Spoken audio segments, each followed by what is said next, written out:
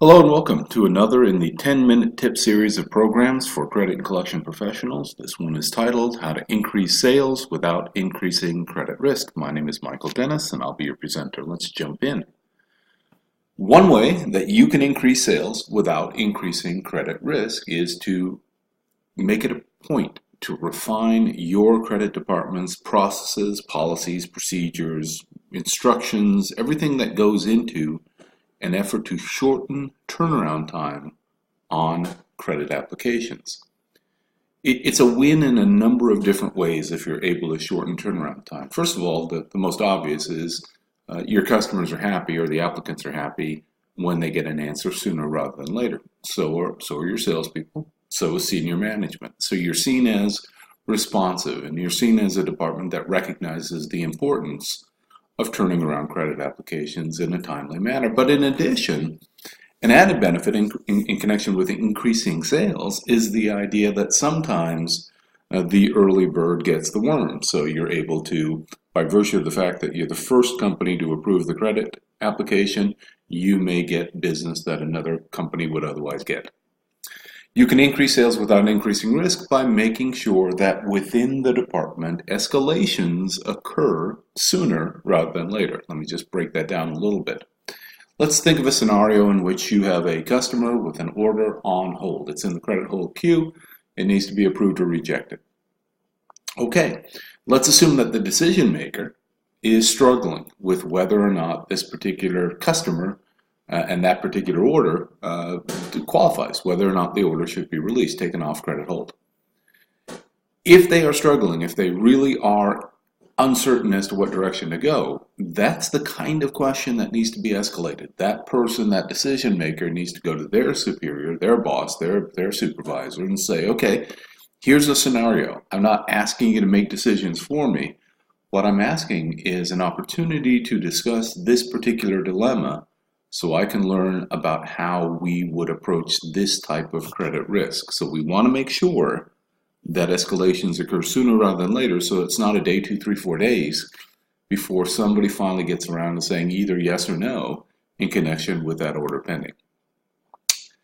At the same time, we need to reward decisiveness instead of being neutral or allowing people to sit on the fence as it relates to any decision that they might need to make. We need to reward decisiveness. So another example would be, we have a customer, it's an applicant actually, and they've requested a $10,000 credit limit.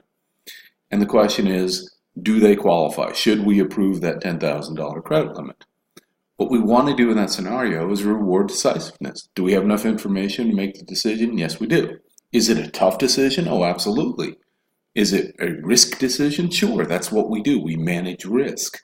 When we have sufficient information, we are decisive. We make a decision and we stand by it. We don't sit on the fence and hope that, well, maybe an additional piece of information that we get in a day, a week, or a month will make the decision easy and obvious. We have to act when we have adequate information in order to make a decision.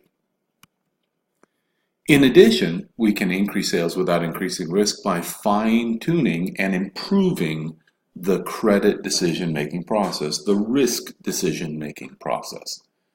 And that's really important for almost every company because you always have an opportunity to make better informed decisions. You always have an opportunity to learn from past mistakes. You also have an opportunity to train people to better understand your company's tolerance for credit risk. And by credit risk, of course, I mean the risk of either slow payment or the risk of non-payment. I want to take a minute to talk about appeals by sales. What I'm suggesting is that every credit department needs to create a mechanism that enables the salesperson to appeal a negative credit decision. A decision, for example, not to approve a higher credit limit or not to approve an applicant for open account terms, or even a decision simply to place an account on credit hold because the customer is past due. My position is this: appeals by the sales department result in better credit decisions. We can increase sales if we make better credit decisions. Appeals are a check and balance for the credit department. They are not a challenge to your right to do your job. They're not a challenge to your professionalism.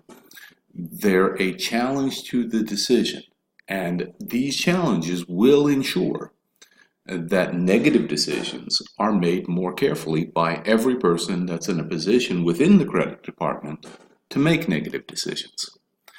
An additional benefit of having an appeal process is you are almost guaranteed that the decision maker will be very careful about making certain that they document the rationale, the justification, the reason why the negative decision was made to begin with.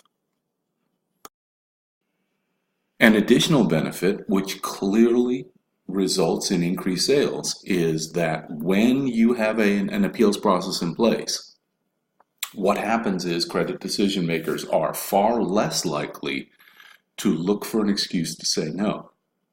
It's too easy. I had a boss one time who said anyone can find an excuse to say no.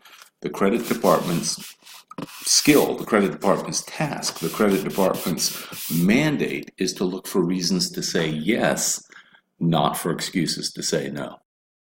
Be proactive. Another way to increase sales is by being proactive. For example, you could give your sales department a report listing the assigned credit limits for every single one of their customers. And you can ask them at that point, which of these customers requires a higher credit limit and what credit limit do they require? Once you know, once you've been told, once they've said, okay, these customers need a higher credit limit, these customers need their credit limit doubled, these customers need their credit limit tripled, this customer needs an increase by 10%.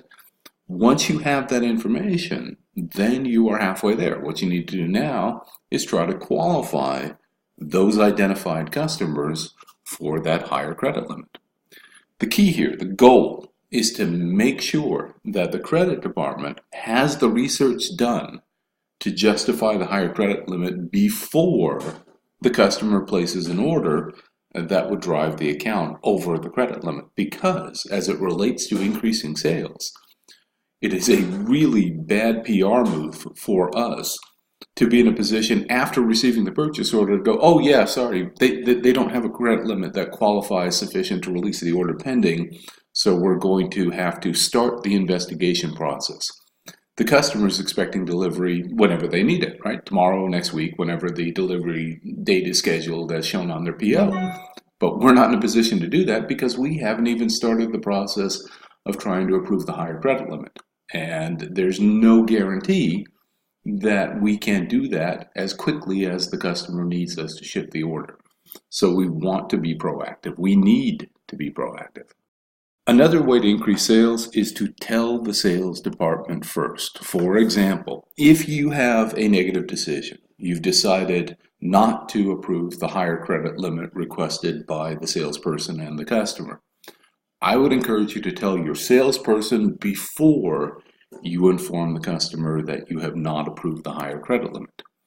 When you do so, please give the sales department the option to appeal the decision, which we talked about, to provide additional information that would change that decision, or alternatively, give them the option, but not the obligation, the option only of informing the customer of the decision. Why? Because they, meaning the salesperson, has the close relationship with the customer or the applicant. They're the ones that the customer is interfacing with on a regular basis, and they may be able to provide information to the customer in a way that doesn't sour the relationship permanently.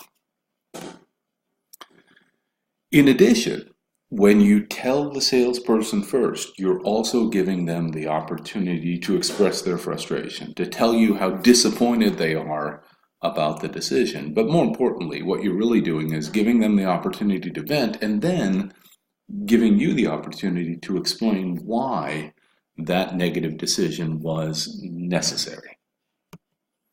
Improve accuracy.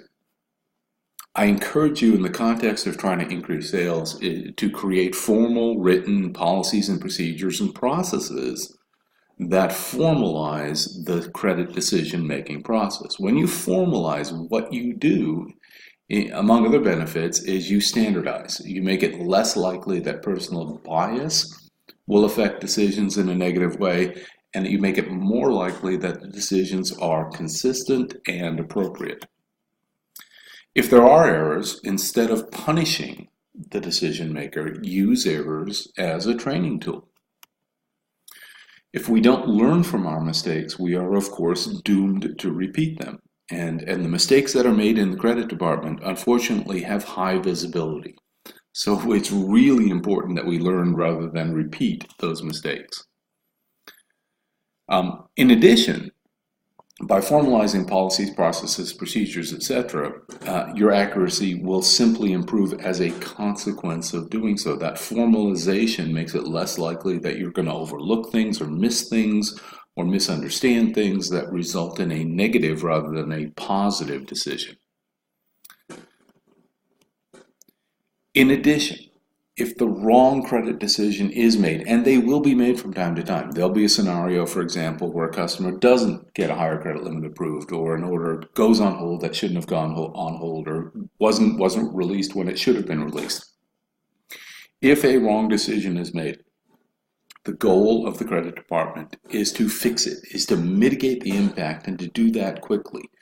The tendency is to try to cover up, try to pretend it didn't happen. It's exactly normal that we have that reaction, and it's exactly the wrong decision. What we want to do is acknowledge the error and do what we can to fix the problem, because that will result in the long term in increased sales, and the opposite will be true if we try to cover up bad decisions being made within the credit department.